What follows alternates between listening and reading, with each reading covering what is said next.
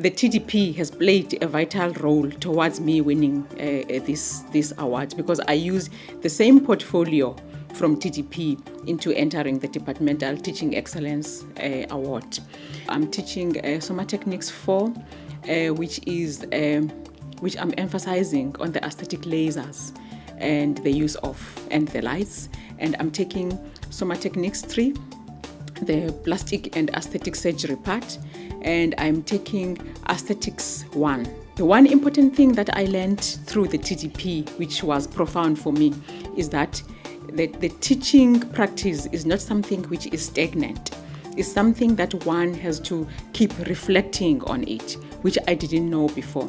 For example, if the teaching practice is not a reflective one, it's as good as the dead one, because you may never know where you need to improve for the students.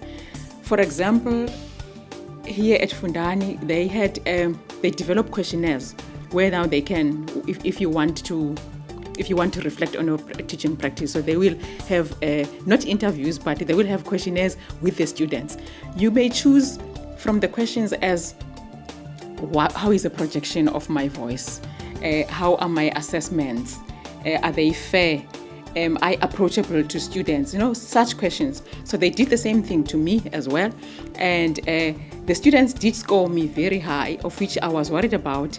The main thing I was worried about was that my pitch, because I was teaching at the 3 almost very different levels, from BTech to the first year, I was worried that I may be pitching at a high level at the first year. So they did score me, but even though I got in the 80s, there was still a room for improvement. So without the student feedback, I shouldn't have known all those things. And also what they did here was you could also get a feedback from your colleagues as well. So they came into the class and they have to critique whatever they had to do, and then I corrected all that needed to be done to improve my teaching practice. The student feedback I would highly recommend, because without that, you are talking to the students. So you want to know at the end of the day that you are talking to everybody, that there is no student whom you are missing while you are teaching. You want to know that you are prepared enough, that students are able to come and approach you. So it is very important. And if you don't do it, you may think you are doing it right, and meantime, there is a gap in your practice. So I would highly recommend it.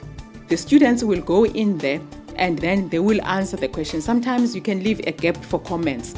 So all those questions, the answers, the responses will come back to Dr. Hassan. And then the students are kept anonymous. So you wouldn't know which student said what, but she gets all that data, and then she will put it into statistics and then will give the report back to me. So that's how it is done. If you want immediate feedback, it is very important that you do go through this route.